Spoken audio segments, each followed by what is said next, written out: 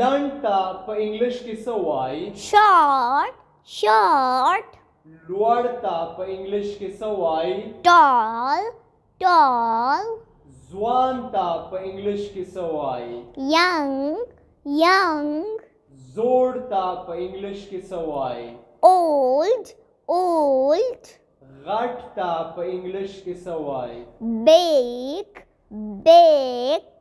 وړوکي ته په انګلیش کې څه وایي؟ Small, small. خوشحاله ته په انګلیش کې څه وایي؟ Happy, happy. خفه ته په انګلیش کې څه وایي؟ Unhappy, unhappy. یخ ته په انګلیش کې څه وایي؟ Cold, cold. ګرم ته په انګلیش د انګلیش بنیادی جملې هغه زما په شان دی. He is like me.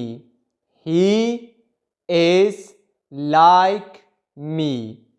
دا ناممکنه نه ده. It is not impossible. It is not impossible. احتیاط کوه. Be careful. Be careful. هغه ستړی دی. He is tired. He is tired. زما چای خوښیږي. I like tea. I like tea.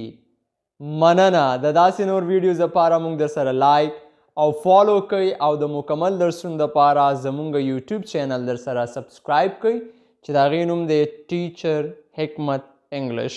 مننه، احترامات. بې حیا ته په انګلش کې څه وایي؟ بې حیا ته په انګلش کې وایي shameless. shameless, shameless. سستی. سستی ته په انګلش کې څه وایي؟ سستی ته په انګلش کې وایي laziness. laziness, laziness. حفاظت کول. حفاظت کولو ته په انګلش کې څه وایي؟ حفاظت کولو ته په انګلش کې وایي protect. protect, protect. بلد یا اشنا ته په انګلش کې څه وایي؟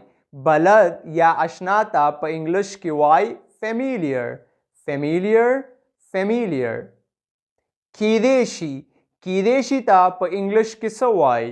کیدای شي ته په انګلش کې وایي maybe. maybe, maybe. احترام. احترام کولو ته په انګلش کې څه وایي؟ احترام کولو ته په انګلش کې وایي respect. respect, respect. مننه. د داسې نور ویډیوز لپاره موږ در سره لایک او فالو کوئ او د مکمل انګلش درسونو لپاره زمونږ د یوټیوب چینل در سره سبسکرایب کوئ چې د هغې نوم دی ټیچر حکمت انګلش. مننه.